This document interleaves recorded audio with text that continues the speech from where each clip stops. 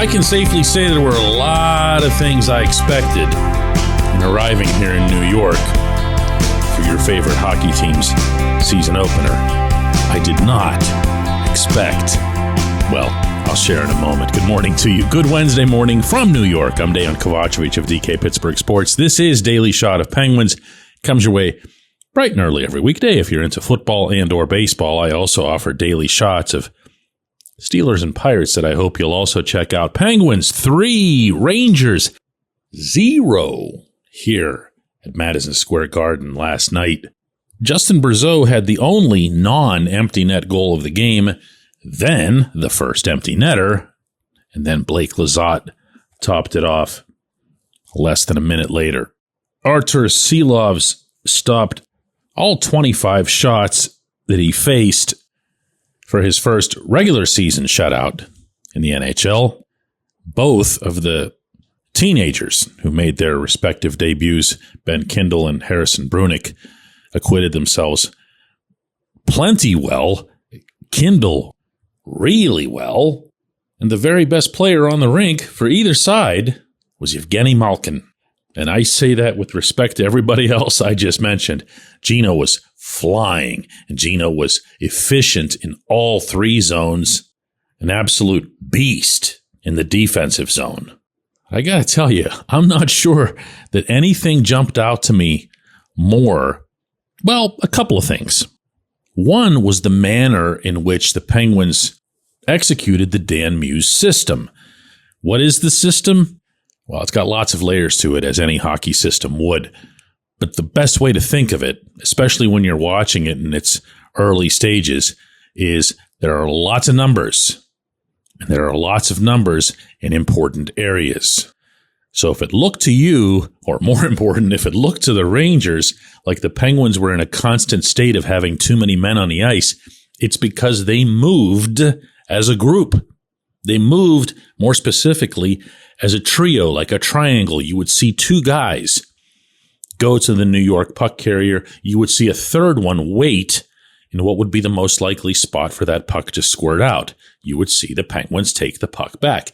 Similarly, you would see tightness all over the rink, which is what we saw them doing in practices, in training camp, and in preseason.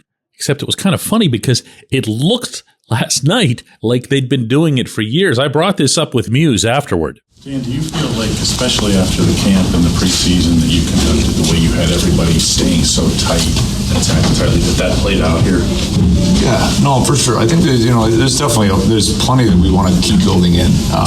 There's a starting point, and so and it's not just tight like all over the edge. There's times where you do want to, the spacing does need to be different based on their pressure, and so I think overall though, I think especially where maybe there were some breakdowns, we were in a good position to recover and come back and take away the dangerous ice, and so that part was good to see. I think definitely there's plenty even from tonight that I think we'll go back and we'll be able to say there's a good base, but there's a lot more here that we're going to be able to build out. One of the coolest components to this was that it was crystal clear to me. Not that the younger players were buying in or that the fringe players were buying in. I was most taken by the veterans very obviously buying in. Brought this up with Ricard Raquel. Ricard Raquel, Pittsburgh Penguins. That was pretty solid. Yeah, I thought it felt good the whole game. I think we're exchanging some chances, but I still felt pretty comfortable. We felt very confident, creating offense and still defensively. I thought that as soon as the puck was turned over, everybody did their job to just help out on the defensive end, and it felt really good. It felt like that. Explain that to me from a hockey standpoint, because it never felt like you guys were out of sync, out of control, out of anything. No, it really felt like, even though they had possession in our zone, I felt like everybody was in their positions and pressuring pucks and just on top of it the whole time. Didn't give them much space or anything. If they did anything, they had to force something. And when we had a chance to be aggressive, we were aggressive, but if we didn't have the gaps or anything like that. We did a good job. We just protecting good ice. Had the same questions, essentially, for Erik Karlsson. Systematically, is this something that works for you guys? I mean, you guys are so tight out there. Yeah. They didn't have, Carl, they didn't have, I know. They couldn't breathe. No, I think we played well. You know, obviously we have a 1-0 lead going into the second period. I think our first period we played really well, and you know, we were trying to generate a little bit more, and we came away with a goal, which was huge for us. And you know, obviously the longer the game goes, you start playing a little bit tighter and trying to protect that a bit. But at the same time, I felt like we were still up, we were still chasing them. We didn't sit back and give them anything for free, and you know, no matter what happened, if they found a way to score a goal on us, I still felt like we were in the game, and we had another gear to go the other way if we wanted to. We didn't have to today, and you know, I think we played solid all the way through, and we get rewarded at the end with empty netters, and you know, I think that the score reflected the game that we played today. I don't want to oversimplify this any more than I want to overstate one game out of 82, even though this was a really neat setting for a showing of this level. But if there were to be one part that I'd single out, it would be that the older guys were leading the way.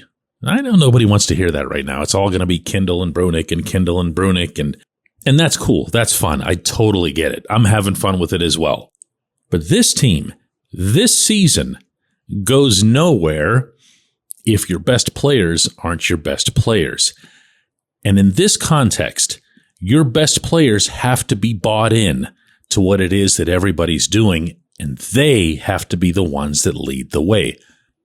Sidney Crosby opened this game with a flurry and a half. He was like a one-man wrecking crew in the New York zone.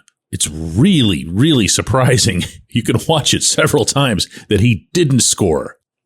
But between Sid and Gino and Raquel and Karlsson, and Chris Letang was solid. And all of them, no exceptions, were invested in what they were supposed to be doing as a collective. That, I feel, bought everybody wearing white a little extra time or a little bit of extra space to compensate for some mistakes. Brunik had a couple of those early, one of them glaring. Ville Koivunen might have had the most reckless puck management night of his life. But because everybody, and I'm emphasizing here, everybody, stayed on the same figurative page, the Rangers never really even threatened, as you heard Raquel telling me. That's not to take away from what Shelovs did. He made some saves. He made some good saves.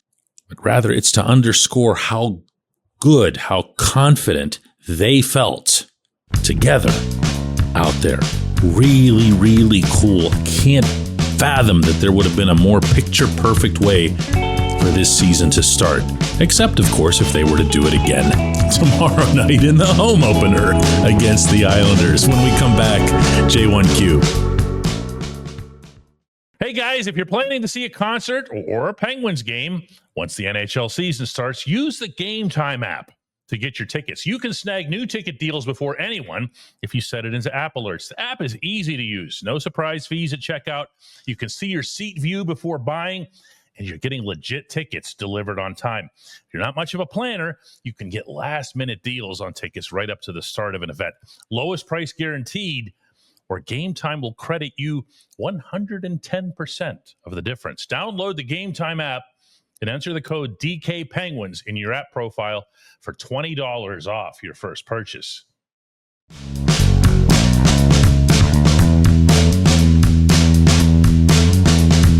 Today's J1Q comes from Brian DeCola, who says, "Hi, Dan. I love the show and appreciate the written preseason coverage that you and Taylor Haas put together leading into the season opener. The Penguins looked to me like they'd been playing in Dan Muse's system for months, not just one night. They outplayed and outskated a strong Rangers team right from the puck drop. And I get it, it's just one game. But here's what I'm wondering. Given that this was the first official game running Muse's new scheme, is there a risk that the element of surprise played a role in how dominant they looked? You know, Brian, if anybody was going to be surprised by anything that the Penguins did, it almost certainly was going to be those like you who follow the franchise most closely and have become long since accustomed to a certain style of play. Now, the last thing I'm going to do is start cutting down on Mike Sullivan and any of that sort of thing here. As you said, it's one game. The Rangers could come back Saturday night into Pittsburgh and play far better, and we could be having the same dialogue in the different direction. But the way the Penguins played was different than the way they played under Sullivan. They had more numbers in more spaces. They took fewer risks in important spaces. If you noticed, for example, when one of the Penguins defensemen would pinch, and Chris Letang did a lot of that, my goodness, you didn't have one forward flying back to cover for him. You'd had two sometimes. They just weren't going to allow that to burn them. And I mentioned the incredible game that Yevgeny Malkin had all over the rink. Part of what was incredible about it was that he was one of those guys. He was the first one coming back to cover when a defenseman pinched. But, shock value, no. Remember who was on the other bench. Mike Sullivan's not going to be wondering what it is that the Penguins are going to be doing from a personnel standpoint. He wasn't going to be wondering either what was going to be happening from a Dan Muse standpoint, because Muse's fingerprints appear in lots of different places in the NHL, not least of which is right here in New York, his most recent employer before Pittsburgh. Now, I'm going to respectfully disagree with you on something else. I suspect that you're not going to mind much that I do. You said that the Penguins outplayed and outskated a strong Rangers team. Where is this strong Rangers team? I'm not judging it off of one game. I'm judging it off of a really accumulation of the latter part of last season, some of the moves that the Rangers have made, some of the concessions that they've made. Think about the timing involved in Chris Drury telling the Penguins, sure, go ahead, you can have our first round pick now, as opposed to exercising the option that could have allowed them to do that next summer when the Rangers might, have a better positioning. I saw last night a New York team that had Vince Trocheck, Mika Zibanejad, Artemi Panarin, a couple of decent kids.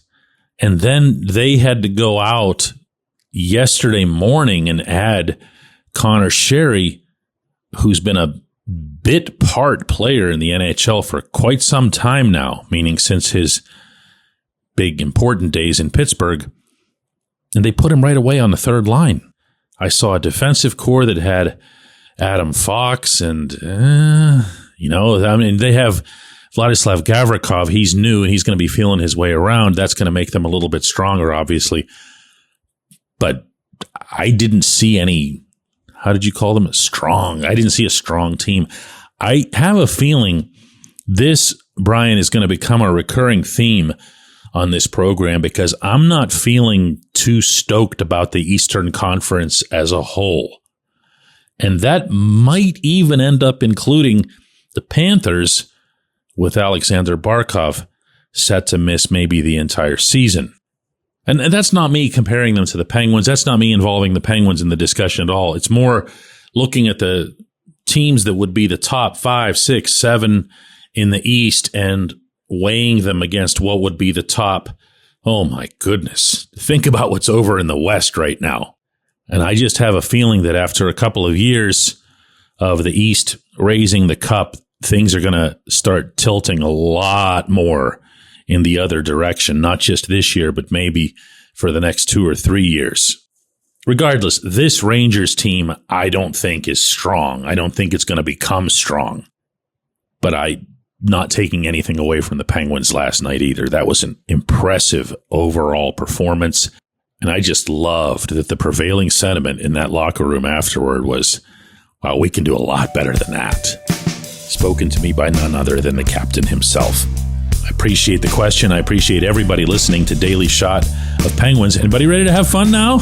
Remember that? Remember that theme yesterday? Yeah, it's okay to have fun. It doesn't have to end up in a cup. This is cool. See everybody tomorrow back home.